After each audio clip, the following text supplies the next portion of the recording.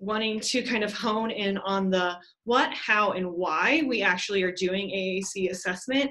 And I think it's important to know that everyone's district might look very different about what kind of people are available to help with AAC, but really when we look at it, the why is what is the most important, and why we are doing AAC assessment in general is that we are considering AT devices and services in the IEP per IDEA. So we're going to talk about that. We're also going to give you guys some resources that we use, and then also really kind of gain more understanding of the 9 steps of an AT assessment. So I'm going to tell you guys a little bit about Douglas County. We have 89 schools, 48 preschools, 9 middle schools, 9 high schools, 5 alternative schools, and then 18 charter schools. And then we also have a large number of preschools as well. So we actually have 161 sites that we service. 72. I'm sorry, 72 preschools. So that's kind of a little bit about us. And we do have a different kind of way that we do things. We actually have one of the larger AT teams in the state. So we have 6 people total on our team. And so we break our district into feeder areas to meet our school's needs. Then our next one is what we do. So this is kind of different than a lot of other districts. We follow a consultative coaching model, and that really includes our multiple tiers of support. So a few years ago, our district really moved to the MTSS model, and we had to rethink how we are doing things. And so it's really more of a hybrid. So we shifted our thinking with our ever-growing population of students so we could benefit more people quicker. And then we knew our teams needed an expert to give them answers still, but we also wanted to help continue to build capacity within our district so people would feel more comfortable and knowledgeable around AT, so we wouldn't have to be the only person or only group that knew AT and to be able to suggest things within our district. So when we really break down what consultation and coaching means, it's interesting that when you separate those two things, they're very different. So the International Coach Federation defines coaching as partnering with a client in a thought-provoking or creative process that inspires them to maximize their personal or professional potential. And then consultation is defined as providing professional or expert advice. So you guys can see that's really what we're doing in our AT roles in Colorado. So when we put those two together, it really meshes into a nice definition that could be used. So provoking thoughtful discussion with clients or students or teachers while offering expert advice to bring about personal or professional change. So can you guys see that in your practice as an AT specialist today? It's just something to think about. And with that change in our model, we made sure to change our referrals to consultation requests as we complete AT assessments with schools collaboratively. So we were able to take that expert model and make it more into that collaborative coaching model. And then this is our graph that we have here that you guys can see. When we switched over to this collaborative coaching model, our new consult requests came in. 2014 is when we started, and you can see that exponential growth that we've had in the last few years. So to date, we've had 78 new consult requests for our schools, and last year we were at 68 consult requests at this exact same date. And so we're seeing some really nice change within our district. Right. So why we changed, you guys might be like, well, we already do that. Like, what was your purpose? So the reason why we did that is that our previous model would have taken over months for us to schedule. We were taking sometimes 2, 3, 4 SWAAAC team members out for an evaluation. And many times that large team coming out to evaluate was one, overwhelming for the the student and the school, and then it became kind of that us versus them model. And so we really needed to become more proactive in how we did things instead of reactive. And so within that model, we also were writing these beautiful long reports that were, 10, 15 pages long that many people didn't read. And within that expert model, we also were doing that kind of one and done, where we would go out and see a student and we wouldn't necessarily come back and follow up on them. And that's where we were seeing more buy-in with staff when we started to come back and do more of the coaching model. And so we weren't having that device in the closet or equipment in the closet kind of situation happening, where our schools were really showing that that best practice there was for us to come back around. So we're just going to dive into that. So perks also of our next piece here. So we don't have the long wait list that we did. We are able to see teams, and we have some feedback. Is there one group that needs to turn off their speaker potentially?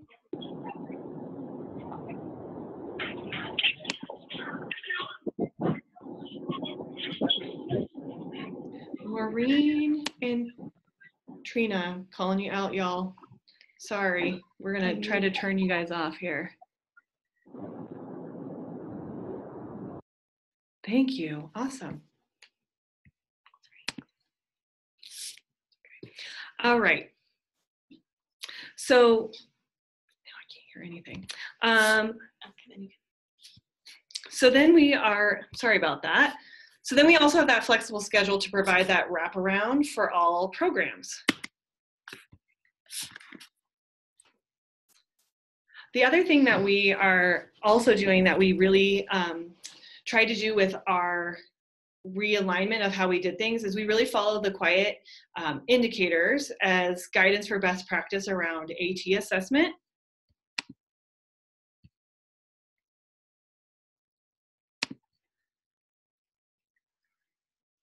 And so we have provided you guys a link, and it really does follow a nice, it really looks at how we can address the different components of AT assessment, from procedures to really giving a clear, defined, and consistent procedures of how your team initiates and conducts evaluations, providing those assessments and how they're done collaboratively with your team and with school teams. And then also providing that functional assessment within that environment of that child, and then providing trials, giving recommendations based on that assessment, and then giving data and helping make really good decisions.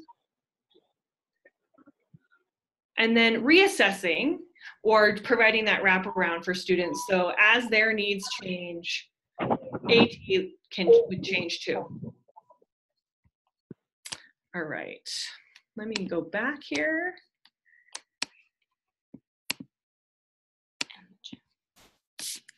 And then let's see.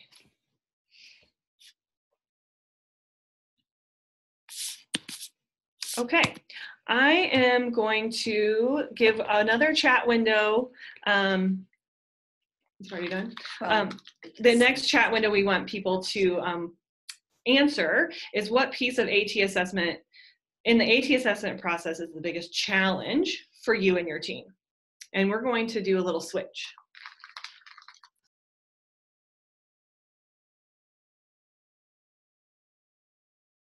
Did you draw? Did you annotate? I don't never see that. I never touched it.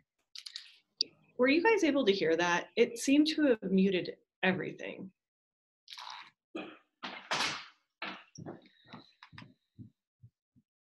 Okay, great. Thank you. Give 2 minutes.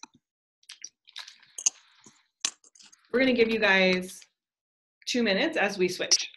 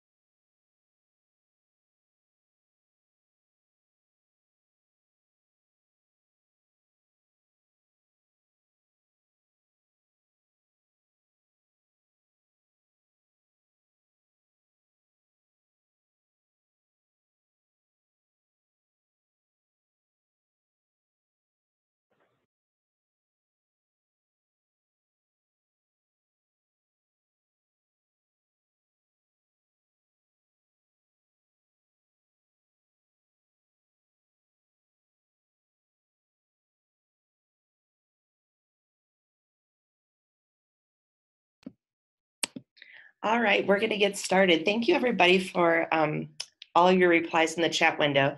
It sounds like a big piece of the frustration or the challenge is time. That kind of seems to go across the board.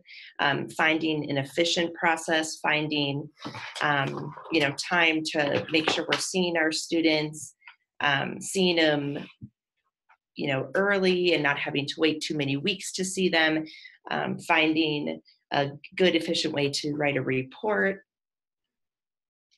and getting others buy-in to really use the assistive technology and implement the assistive technology. It also sounds like getting others to help. Sometimes we don't always have an entire assistive technology team. Those seem to be the biggest challenges that I'm seeing through our chat window. So I feel like going through our process in our district is going to help to give you all some ideas of how you might have an efficient process, how you might have a more timely process.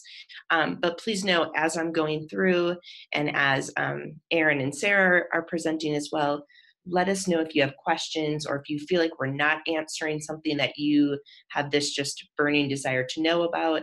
And we are going to try to leave time at the end too for questions that are more specific to you and your districts. So we're going to go ahead and get started here and really talk about how we've developed our process and what that process looks like. And we really have based our process off of the Sett Framework. So the Sett Framework is not a process in itself. It just talks to you about how you can look at students and determine what the tools they are, what tools they might need. But then you still as district have to develop your own process around that framework. So I'm going to talk a little bit first about what Sett is and then go into our steps. The first part of the Sett is really just thinking about the student. So this is very student-centered. It's really thinking about what are the concerns of this student, what do they need to do that they're not currently doing, thinking about their strengths, thinking about their challenges, and then how you're going to support those students. And then the E in the Sett framework is the environment. So what activities do other students do that this student cannot currently participate in?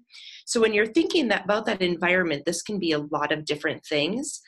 You might be thinking about what is the actual physical classroom environment, where are they located in that classroom, what kinds of, what do you see in the classroom?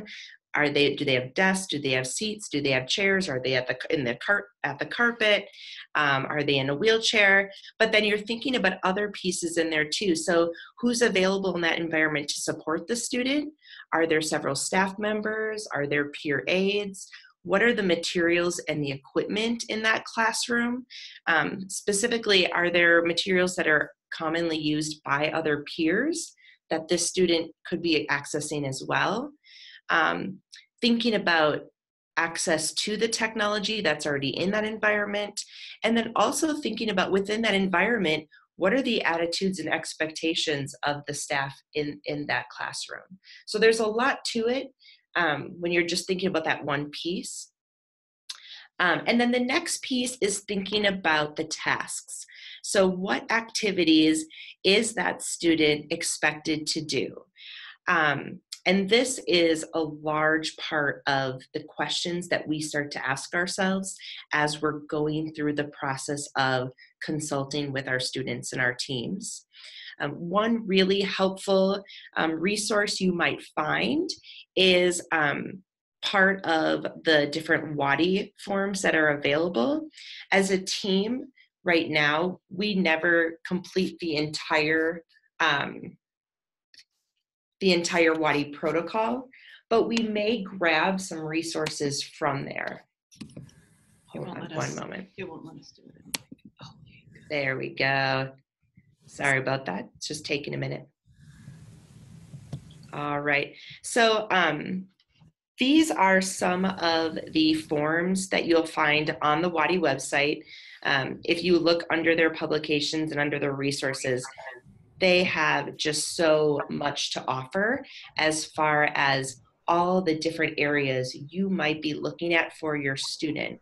What happens for us, though, I would say 9 times out of 10, is they're really just looking at one specific area that this student has a challenge in. Most of the time for us, it tends to be communication, but sometimes we get those students that are really just struggling in the area of reading, or they're really struggling in the area of writing. So we're not going to do the entire WADI assessment protocol, but we might grab a form from the WADI. So I'm just going to pull up composition of written material, and this might be something that would be really helpful for you to go ahead and grab and print, and it just gives you things to think about, things to comment on, things to try when you go to see a student. So if you look at this one, again, what are the tasks that student is doing, and then what should they be doing, right? So as you're going through here, it's talking about what is the student's present writing look like?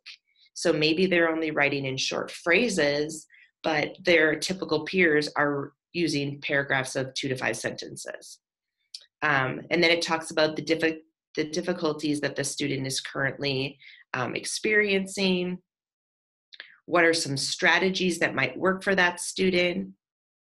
What are some aids for that student? So you can see here, by just knowing what resources are out there and available, you can easily grab something that's just a 1 or 2 page document to really start to guide your consultation or assessment process, versus bringing in a very large team and looking at every single area.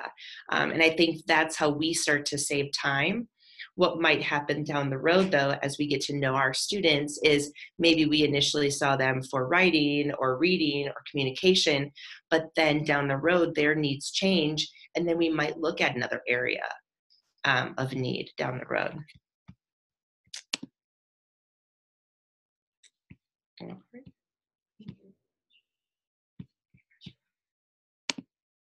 There we go.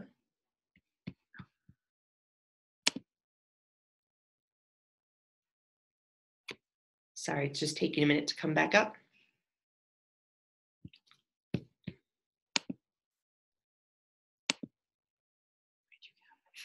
All right. And then the last section for the Sett Framework is the tools. And that's really when we start going, what are the tools the student's going to need in order to get the outcomes and expectations that we that are required for this student. So I think what happens so many times with our teams is they call on us and they're so focused on the tools, but that really is the last piece of it.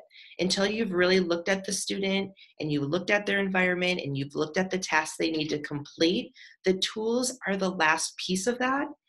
And ultimately, a lot of times it ends up being more than one tool that really makes that student be able to target all of their goals within their IEP, and that makes the student be able to get the outcomes that the entire team is looking for.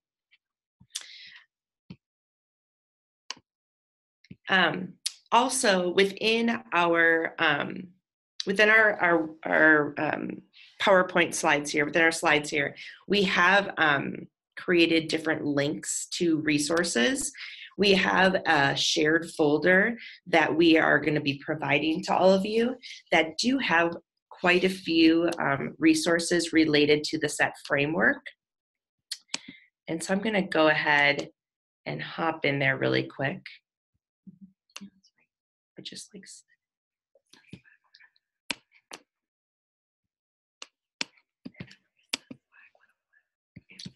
there we go. So under our SWAAAC 101 assessment, we have included some other resources that we find can be really helpful for your teams. I would say so many times, if you go out there and you look, you don't need to reinvent the wheel. There are so many resources out there for you. And so the first one here is a fairly lengthy packet. And it really does go through the entire kind of assistive technology assessment process within the school. But one thing I want to show you as you go through, so it does talk about quiet, like Sarah had mentioned. But when you get down here, it talks about the Sett, and it starts to give you some of those questions that you need to be thinking about when you're working with your teams and your students. And so I just thought this was really helpful because this is what we do every day. And I think sometimes we don't even realize we're asking ourselves these questions, but we go in and this is really how we start to get to the answers of what tools are going to work for our student. In here, they also have some nice summary worksheets that you might be able to use for your team, or you might be able to use to provide to parents. And so I'm going to encourage you to look at some of these resources that are already available. This one right here is a really nice one where it's around WADI and it's related to communication. But then if you look at the table, again, it goes back to that Sett framework. It's talking about the student's abilities and difficulties within communication. It's talking about the environment. It's talking about the communication tasks they want that student to be able to do. So it all really is connected. And so I would, again, encourage you to start to look at some of those resources within our folder. And so again, we will make sure that we share that folder with you. I think we just sent it, so. All right. There we go.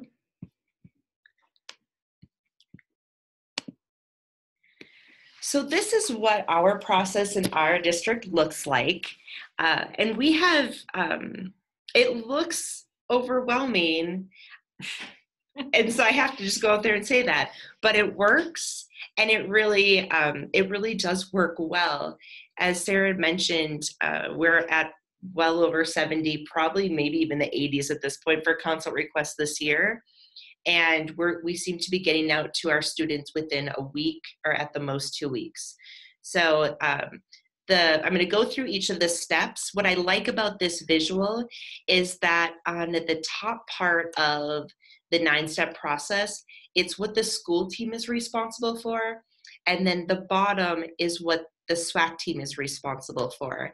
And I think once we've been able to make that clear to our school teams, the process goes quite smoothly. And I think that they just see us as another member of their team and really not just this expert coming in to give all the answers and, kind of save the world.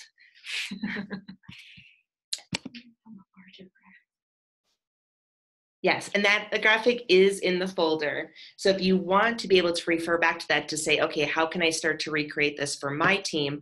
I noticed in the chat before, a lot of you said you're brand new, you've never done this before, and you might be that person who's really creating the process from the ground up.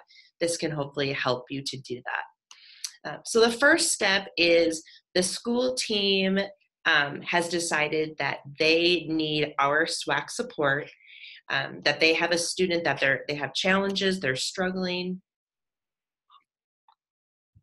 Parent may have also initiated.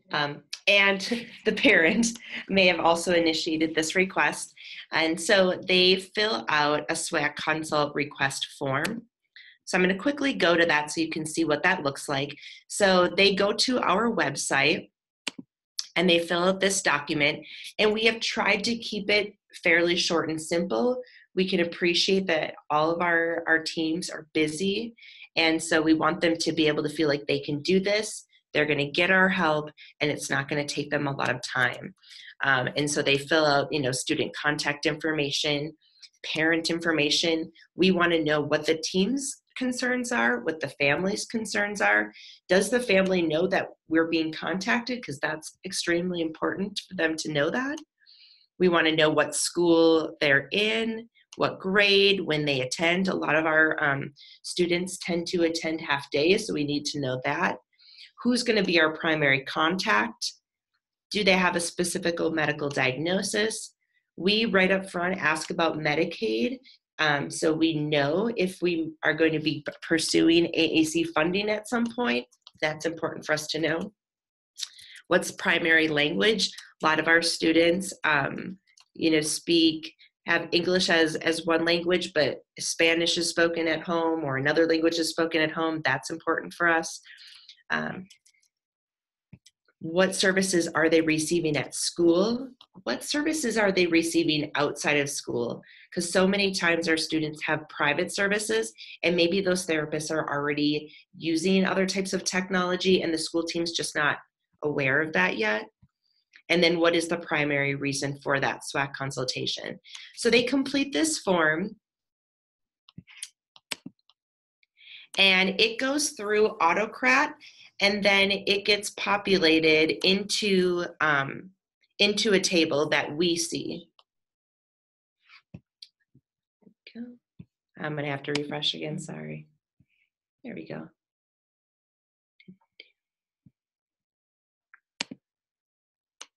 Sorry, it takes a second for the screens to come back up.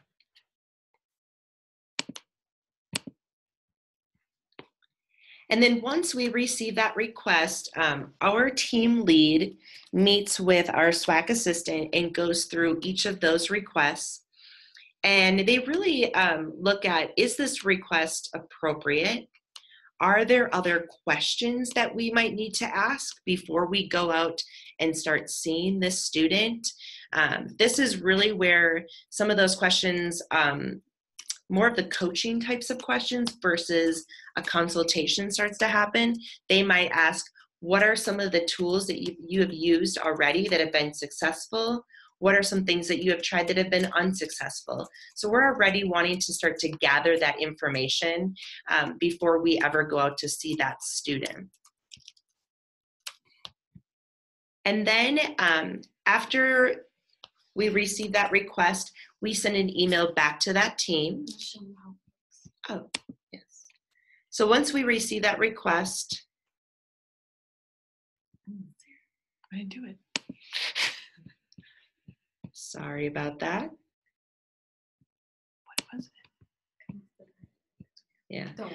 Once we receive that request, like I said, then Sarah and our team lead, our assistant, go ahead and review that, and then they send out an email to the person who sent that request.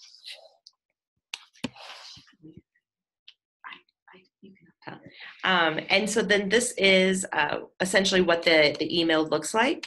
And so it lets those team members know that we have received that request. It talks about our tiers of support. And then it also provides some other attachments that we want them to share with the team and with the parents. And so one of those forms is kind of a general form that talks about what SWAAC is. And so I'll go to that quick.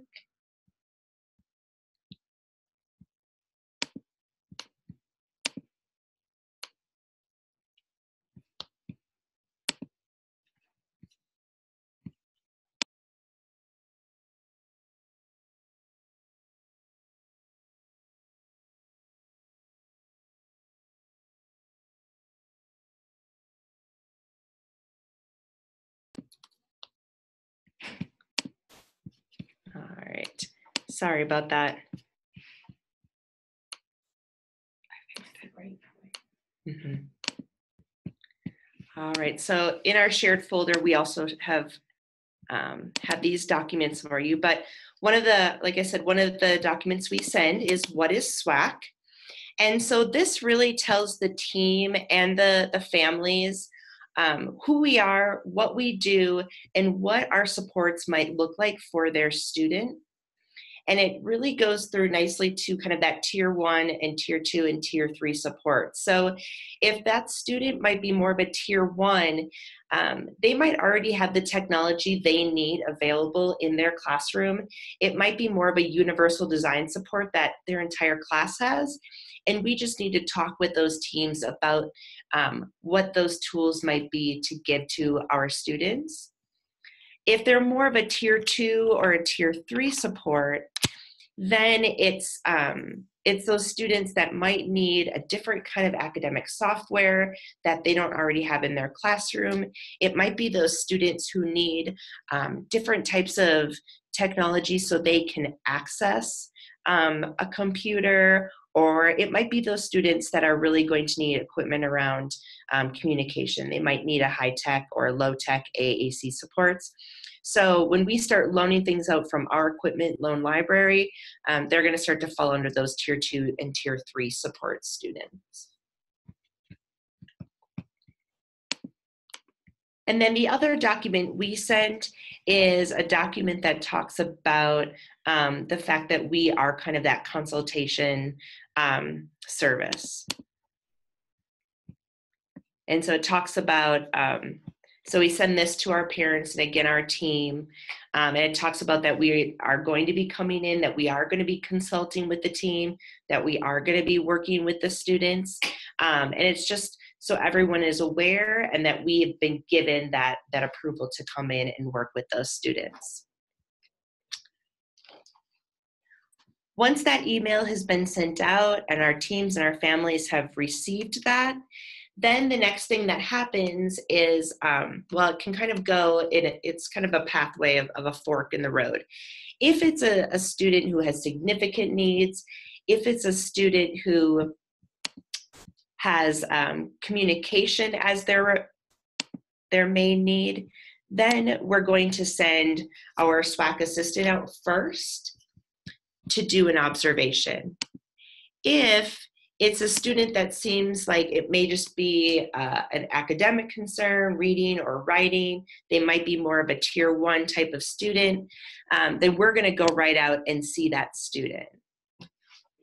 So what I'm going to talk about first is that student who might have significant needs, that student who might have communication needs, and our assistant's going to go out and observe. What we like to do before our assistant goes out and makes that appointment is think about what we know about that student already. What do we know and what do we need to know about that student? And then we're going to talk with our assistant before she goes. We might give her some questions that she can ask the team when she goes out to see that student. And again, we try to have her ask open-ended questions so we can really start to gather more information. When she goes out to do that observation, she's going to be thinking about that Sett framework again. She's going to be thinking about those questions in her head. She's going to be thinking about that student, the environment, and the tasks that they're doing or not doing but need to be doing. So then when we go out, we start to already think about the tools. So this is an example of what her observation notes look like. They're usually 1 to 2 pages. And she really does describe that student. What is that student doing? How are they interacting in their environment? How are they interacting with their peers? How are they interacting with their teachers? What are their motivators? What are their struggles? What does their environment look like? And so after we read this observation, we have a really good idea of what we're going to go in and see. And we feel like we already might be able to start to bring some tools or some technologies in when we go in then to do our initial consultation.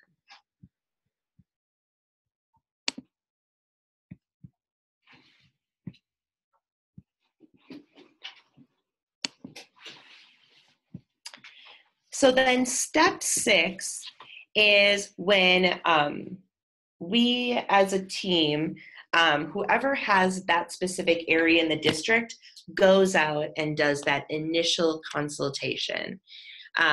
So we've received the request, we've sent out our emails, our assistant's done the observation, and now we're going in, and we usually do try to bring in a variety of technology right away on that very first initial consultation. Depending on the student's need, we like to go in during a very natural part of the day. We don't try to set up a different time where they're pulled out of the classroom and they're just meeting with us in this new environment with this new person. We really just like to say, hey, we want to come into the classroom. We want to come see this student. Give me some times that would work. And we're just going to pop right into whatever that student's doing. Is it snack time? Is it circle time? Is it reading? Is it writing? Is it science? Whatever they're doing, we want to be able to participate with them and the classroom.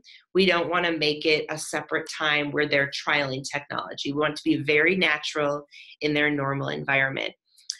So we do have a quick video here. We're going to do a technology prayer that it works. So one of us went in to see this student. We brought in a device with Unity 84 sequence. And again, this was day 1. So we initially we did a little bit of modeling of this device, and we helped with some of the navigation to get to some of the vocabulary that was specific to what they were doing right now, which did happen to be snack time. So I'm going to go ahead and play it. What I want you to notice, though, is that this student is really just exploring the vocabulary on here, and then also watch the interactions that he's getting from his peers and how they're reacting to his communication. And I think when I look at this, like, how powerful is this for this student right now to be able to have these interactions? So we'll go ahead and try.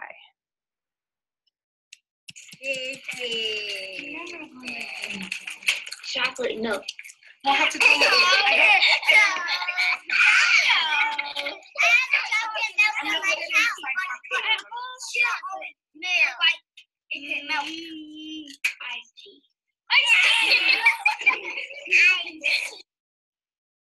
So I'm not sure how well you can hear that.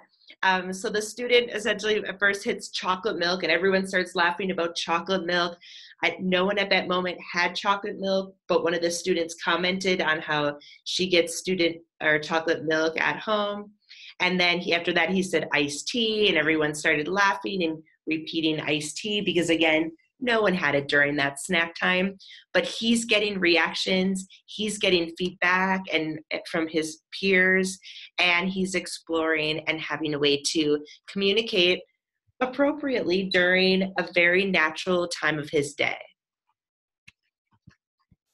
And so this is, sorry, I'm going to take a moment here. So he was joking with them, and the teacher reported how there was this kind of immediate shift in how his peers started to perceive him, right? So before, he's sitting there at snack time, he has no way of communicating, he has no way of interacting with his peers, and as soon as he was able to use this, right away they perceived him very differently.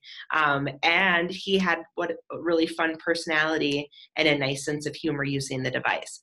So this is how we try to really start that initial consult, is we go in, we bring in some technology, we're modeling, but we really want our teams to take on that responsibility of trialing the equipment, using the equipment, and to see how it goes. And again, during this process, we may be going back to some of those resources, some of those Sett resources, some of the WAAAC resources, in order to make notes to ourselves. What worked? What didn't work?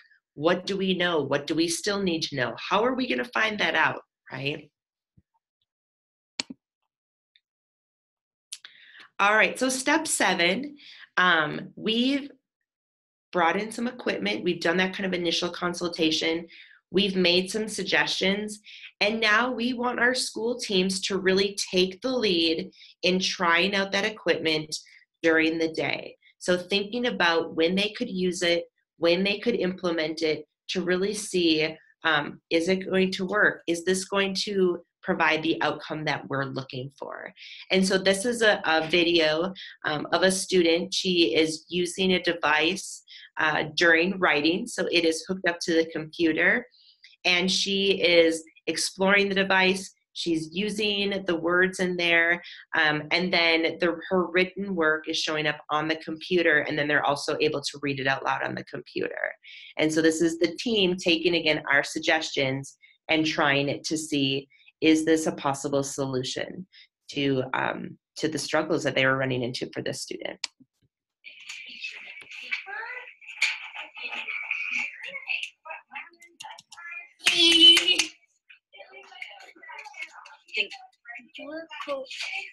Hi. Hi.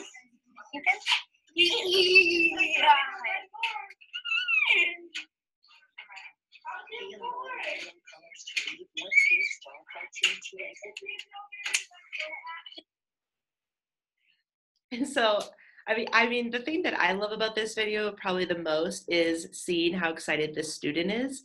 And if you look at it, like, think about the engagement that this student has right now in this writing activity, and in also seeing the power of using the device.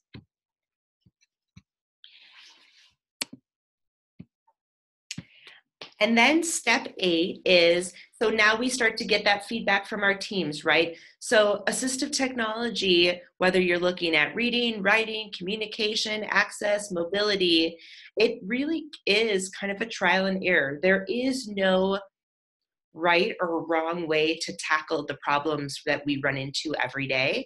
So we have to go back and forth, right? We have to bring technology out. We need to give suggestions to our teams. They're going to try it. They're going to give us feedback. It could fail miserably. It could be an amazing success. We might have to bring some more technology back to our teams. But once we have a pretty good plan in place, and we feel like either A, we have some technology that's working, or B, we at least have a plan of what we're going to trial going forward, we then write a consult note. We try to do our consult note within 60 days of that first initial consult appointment that we had with that student. And so I'm going to show you a sample consult note. We, again, have really worked to make this fast and efficient. We're really making sure that we're being timely. When you go back and look at the quiet indicators, they talk about that timeliness for our students, making sure that we are providing those recommendations so teams can start moving forward with their students. And so we have created our consult note template.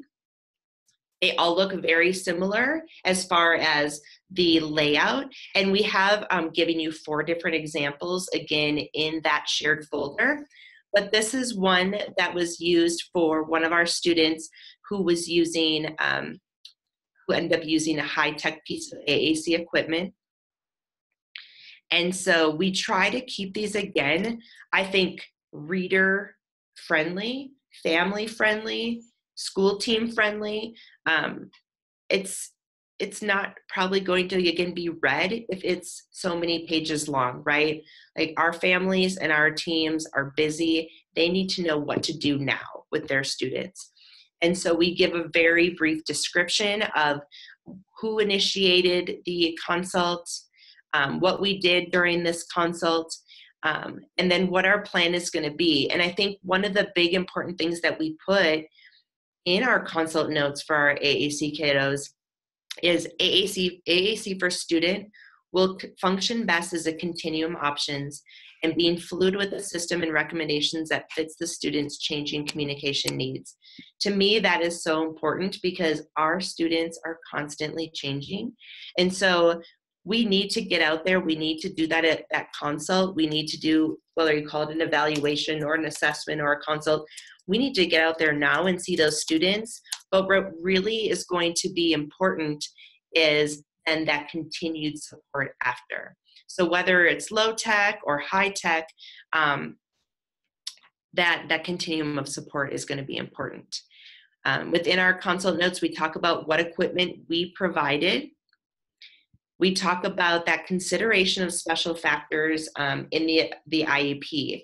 So within our IEP, we have to consider assistive technology, but then we have to put a check mark in that, yes, that student requires assistive technology, and then we have to put in some supporting text as to why they do need the assistive technology. And we put in our recommendations for what should be included in their accommodation section of their IEP. And then we include a lot of resources as well.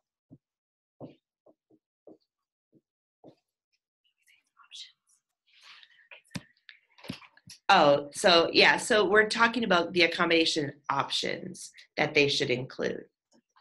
So again, it's that team decision, that it's not just us saying you need to do this. We've worked with the team and that they really look at all of these and decide what works for that student. And then we give a lot of recommendations and resources that our teams can use, that our families can use. We try to, if it's a high-tech device, give a low-tech option to make sure that they're going to have some sort of communication board if the high-tech option is not available. We give videos. We like to include handouts on, specifically when it's communication, aided language simulation, so they're constantly modeling for those students, because that's how the students are going to learn to use their devices. But we try to give a lot of resources that are specific to whatever that recommendation is. So if their recommendation is using the full version of Read and Write, then we're going to have recommendations and resources around Read and Write. But you will see in that shared folder some 4 different examples of consult notes that we've written. But again, they're usually not more than 2 pages long. And we try to, again, make them really user-friendly so our teams and our families can use these ideas.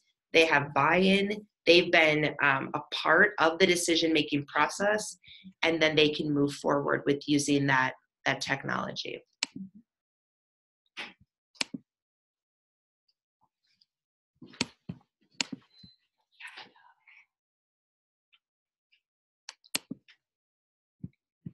Okay, going back to our slides.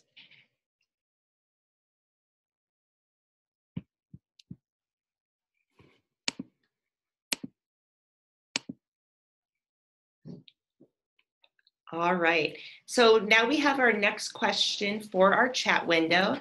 And while you guys are answering this, we are going to be changing over presenters to Erin Bell. So the question is, what is a strategy you use to encourage assistive technology team buy-in? So again, thinking about those teams at schools, maybe you are the teams at schools, but what is a strategy that you have been successful using to get teams to really buy into using that technology?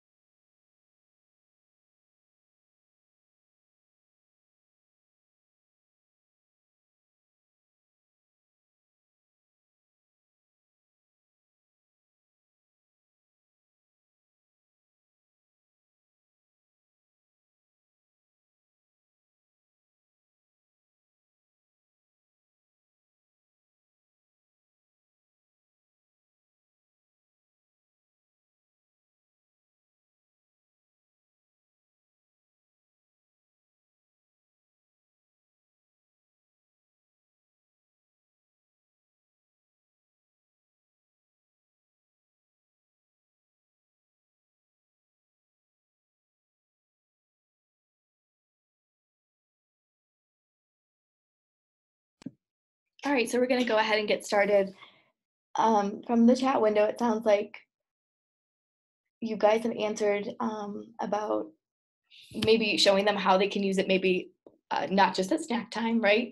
But how can they use that technology across settings, train the team and give suggestions for how to use the AT, being prepared with activities and ideas for how to use the tool within that person's classroom, training, knowledge and importance. Awesome. You can continue to add if you have other strategies you think of. We would love to see them in the chat window. So our final step is to provide wraparound support. And I think this is all of our favorite part of the job, because we don't just do assessments, we don't just do consultations, we follow a student forever as long as they need us. So we follow them forever for academics. If they're accessing assistive technology, we follow them throughout their school career with communication as well. And it's really exciting to stay with the student, because we matriculate with the students. How we as team members follow students is by feeder. So we may start with a student in preschool, transition with them to elementary, middle, high school, and then even on to bridge or the 18+ age group. So in this photo, I'm hidden in that photo. So I am in the middle of that group providing wraparound support. And that is actually a group with 4 students who use AAC. And we're no longer in the initial consultation phase for them. I'm in there this year on a weekly basis with we're doing a model, or sorry, a beta test of a literacy group. So it's been really fun. This video we did not get access to. We didn't get parent permission, but what this video was, another example of wraparound support, is how, like Shelley was mentioning in that previous step where we're saying that AAC is a continuum or assistive technology is a continuum and we have to be fluid. This student is a perfect example of that continuum.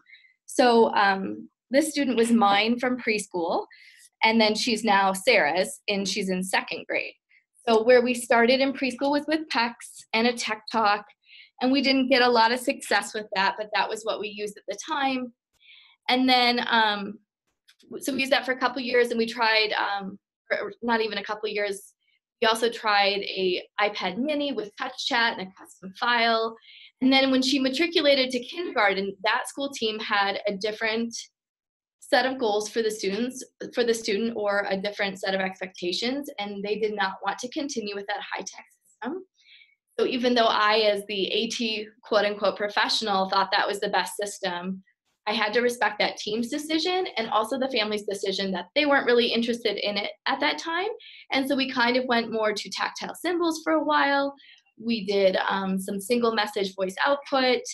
We trialed like a cheap talk. And none of those were, as you might have guessed, super successful, but that was what the team wanted, and that's what they were willing to take on at that time. And then this past year, that student has changed to another school with a different team and a different philosophy. And this year, that student is using LAMP, One Hit, with some vocab builder, and she is doing awesome. So it's just a really nice example of, we didn't just make that initial consult and say, PEC, do you forever. And we had to be responsive to the team's opinions. And then we were eventually able to get to, I think, where we always wanted to land with her with assistive technology. But we had to be a little bit patient. So this is another example of a really fun, we're calling it wraparound support. It's called our Yappy Hour. And Yappy Hour is really just talking with talkers. So as you can see, we're at a restaurant, and it has lots of talkers out on the table, and we bring all different vocabulary systems. This is open to all certified and classified staff in our district, and we hold them kind of on a monthly basis. And this was at Marco's Coal-Fired Pizza in the tech center. So anyways, we literally hold it during happy hour, so people can buy drinks, people can order food, and it's just a different setting that's low key for them to play with the device and feel more comfortable. And I would say that we've really, and the reason we do Yappy Hours is because we've realized that training can't just be the sit and get. It can't just be us coming out and modeling in the moment. That all has its place. But a big piece of training is having staff be comfortable with the technology. And I think that just often there's roadblocks when you're doing it in the school setting, either like demands of the day, someone's having a meltdown, where even though you're providing really great training in the moment, it's not sinking in. So we have found a lot of great feedback from Yappy Hour, from staff, and I think it's given our staff time to play with that device in a low pressure situation, and they can just start to think about that technology in a different way than maybe they were looking at it when they were in the school setting. This is another example of wraparound support. This was, we make a lot of shared reading pathways that mimic a student's device or vocabulary file, so that again, as primarily to promote the communication partners using aided language input. So we create a lot of that using the free software programs Chat Editor or New Voice/Pass from PRC on a PC. And if you have specific questions about that, we can always answer that later. But those have been, I think, another really great resource that it's kind of like a pick up and go resource. So if that book is, I can't remember what that book is, I think it's Swim Swim. So we created kind of keyword pathways for an adult to model, as you can see on the screen right here, with the student's device. So it's not for the student to read from that pathway, it's for the adult to calm down and feel comfortable modeling the target vocabulary. We have also created games like AAC Bowl. This is one of my favorites. This is super fun. It's all different phrases, and we have the answers as potential responses within a device. So like one of the questions is, what movie stars two sisters wanting to kill each other with, a third one left in the dust? Or no, that's not one of the books. I can't remember. Or no, it's about so it's like Snow White. And so the answer is found in their device, and it's showing staff how really you can answer most questions with a device. Cut the fringe is how you can talk with core and not just, having to have really specific vocabulary. And we'd be happy to share that file. It's a Google Slides presentation, and we'd be happy to share that with you as well if you're interested. This is that group I was mentioning that is kind of a beta literacy group with 4 students who use AAC. We have been exploring poetry. I attended that CDE training this summer from Gretchen Hanser and Caroline Musselwhite, and I hadn't ever really thought about poetry for students who are nonverbal, and then I thought, well, why haven't I thought of that? So anyways, that training really spurred me to start to try it, and as you can see, these kids are getting it, and it's amazing. So that's been a really exciting wraparound that I've been doing with students this year. Is there anything else we're forgetting? Oh, the other thing I wanted to mention is you saw Shelly showed that initial consult note, and we just wanted to be clear that we might write another consult note.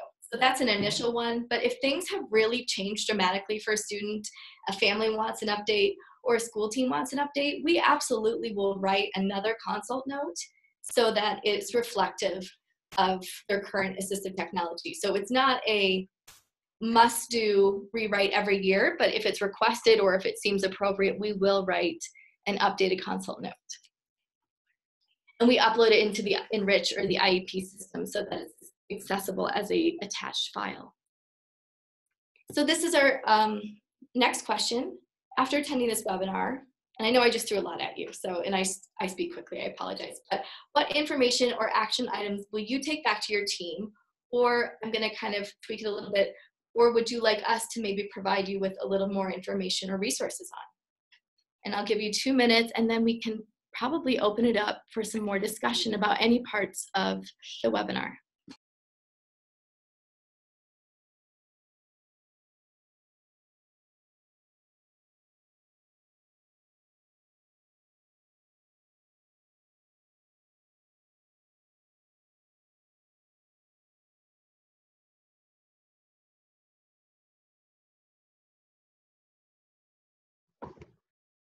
So Marty, I went ahead and unmuted you. Okay, I have never been able to find the chat bubble. I haven't participated in the chat window. Can you hear me? You kind of cut out. Could you repeat that? I have never been able to find the chat bubble. Oh darn. I heard I have never been able to Find The chat. bubble. Oh. So at the very bottom of your screen, if you kind of drag your cursor down, do you have a little menu that pops up? No. I do not. Huh. Well, I have mute, stop video, invite, share screen and record. Record, I mean. Huh. No, I don't. So do you have one of our emails? Not on the screen at the moment, but I use this now. You are cutting out so bad. I'm going to go ahead and put my email address in the chat. Can you see the chat? Can you see other people's chat? No. Okay. So here's my email address. Are you ready? Yep. It's Christina, CHRISTINA. Okay. Dot Perkins, PERKINS. Okay. At ucdenver.edu. Got it. So if you want to contribute a comment or a question, I'll watch my email and read it out to the group. Okay, I just wanted to know that I couldn't do it. It wasn't that I didn't want to participate. So I'm really sorry, Marnie, but that's you're cutting out. I don't know why. All right, thank you. You bet.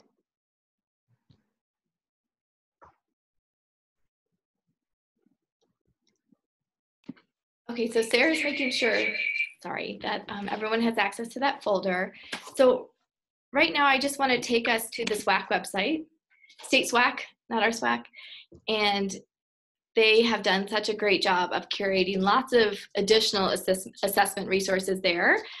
So I would really encourage you to explore that website. We try not to duplicate too much in our resource folder, but absolutely at the top, sorry, if you go scroll right down. So these are all links down here.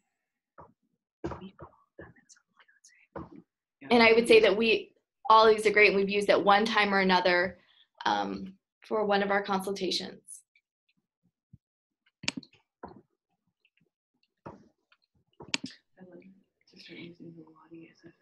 And then we have another link right there to our Google resource folder that you all should have access to, and then just our citations. So I think right now I'm going to try and answer some of the questions that have come through the chat. So let me start with, well, very similar. Okay. So Tiffany, you asked, talk to our district SWAAC team and special ed teams. That's what you're going to do. You're going to talk to your district SWAAC team about the idea of tiered support. Awesome. I like that. And then Lindsay, you said that you'd love to start using the WADI assessments to start pinpointing challenges in the various areas. And then office hours. We tried office hours last year. I think that's a great idea to get ideas on AT devices to use with individual students. Awesome.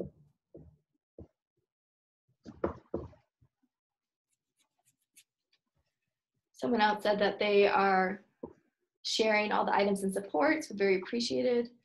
Love to attend a Yappy Hour. You know, Come on down. I can send it to them. Yeah, we can send you our invites because right now they're open just to our. You can come to circles too. And we're sorry, they're open just to our staff, but we're absolutely willing to invite you guys as well. We're also hosting a new PD outside the box that's called Circles, where it's more of a discussion based and how we all grow in circles. And it's kind of just a time to brainstorm with each other. So we haven't done that one yet, but that is coming. And then one of you asked for more resources. And that was, and I'm sorry if I'm saying your name wrong, Nilofar. Could you be more specific on what resources would be helpful for you? Nilu, did I say that right? So if you could just tell me, or in the chat window, what specifically you're wanting more resources on, we can be happy to help curate that for you. So does anyone have any questions about our process? And I'll bring back up the big visual. And actually, I made a new visual, but let me find it. Of course, I can't find it. I made a new visual because that one was a little overwhelming, I realized. So hold on one second. Why can't I find it? So this was the one visual that we showed, but I just wanted to show you one more that's a little bit less lengthy.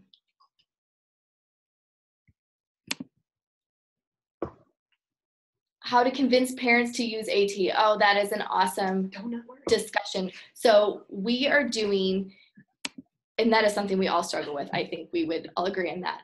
But we're doing it's called Donut Worry Be Chatty parent group, where essentially kind of like a yappy hour, but it's going to be a yappy hour for parents, and so that they get time to practice the device. So this is my newest iteration of the visual. And again, trying to keep the school team on the right there and what their responsibilities are in the process, and on the left, our team's process or steps. Oh, so sorry, you asked about the actual assessments. No, these are completely separate than a funding packet for a dedicated system funded through insurance. This is just the AT assessment that we're talking about today is just for what is required under IDEA to meet FAPE, and it is not at all what could be required for a dedicated device funded through Medicaid or insurance. And I believe that there's going to be a SWAAAC 101 webinar in April on funding specifically.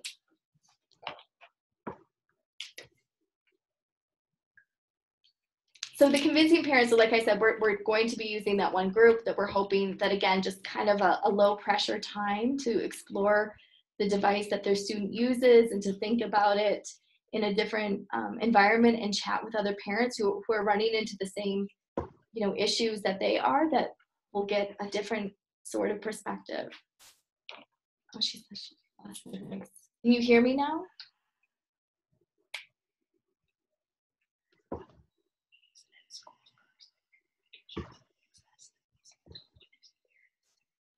And I would say for our team, we do send devices home, and I know not every school district does that. So our team, we do send equipment home, specifically communication devices. So we don't always send the device home right away. We want to make sure that, let's say it's going to be a good fit. It depends on how invested the parents are or eager to start that modeling with AAC, but that is maybe something to consider for your teams. Is we have a parent loan agreement that we have them sign, but we do allow devices to go back and forth, and then there's expectations set out in that parent loan agreement. So and then if we're having issues with, let's say the device isn't coming back, or it's only coming back one day a week and it's never coming in charge, then we might revoke the loan agreement and then it stays at school. Yes, so that loan agreement, what do we do if devices break at home? Do you expect parents to cover costs, or does the district? The loan agreement, in legalese does say that the parent is responsible. I would get to say we've yet to carry out on that threat. Although we have sent fines. We have sent fines, like sometimes when equipment was quote unquote missing. So then we've issued a fine to the student for the cost of the equipment. And then guess what? Magically, equipment shows back up. Can we share a copy of the loan agreement? Yes, you can add that to that resource folder. Yeah. So does anyone have, and you can unmute yourself, I think, or raise a hand. I'm not really good. If you have specific questions about our process or about maybe why we share a copy of this new visual. Yes, I'll add that to the folder as well. is this similar to what your districts are doing? It looks like a lot of you are new, but we're curious to hear how other teams do it, because we're always, I guess the other thing to think about is we are constantly refining our process. And I would say even this year we've tweaked 3 steps to it, probably, like tweaked little aspects of it. So every year we are refining our process. And the reason is we get more and more referrals, and we want to be out in front of kids. We don't want to be waiting forever to get there. And, you know, our biggest priority as a team is to be timely.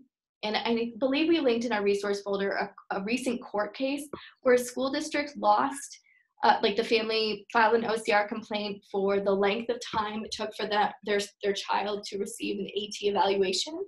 And I believe they waited 6 months. Mm-hmm. And the school district lost because the court ruled that that was not timely. And so our district is pretty litigious.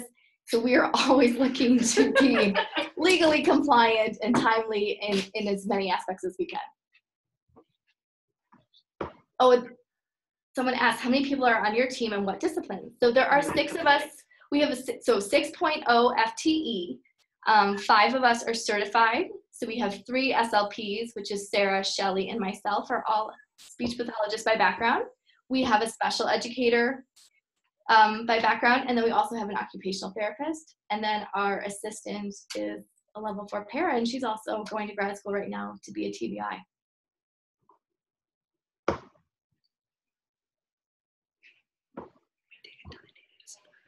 And the other thing so while this is about AT assessment, our team, I know that maybe jealousy isn't the right word, but I know that a lot of you don't have the luxury of having 6.0 FTE. And so the other thing that we do to really justify that our district continues to support our large team is we take data on everything we do. So obviously we just showed you how we take initial consult note and intake information, but we also, every time we're doing that wraparound support, we write a service note. And it's kind of just like a running log of how much time we've spent with the student, what we did. We compile it at the end of the year. We share that with our directors. So we can see, oh, I was in this building for 20 hours, 10 of which were on this student. It was primarily around training, or it was device troubleshooting. So we really take pretty detailed data on how we spend our time.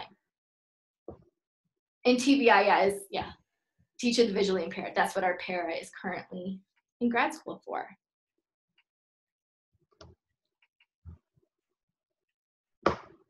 So if there's no other questions, we'll stay on till 4:30 in case anyone else wants to ask a question, but I would say that would probably conclude our presentation, and we thank you so much for coming and listening, and hopefully the information we provided was helpful for you and your teams. Wow, ladies, thank you so much. This was excellent. You're welcome.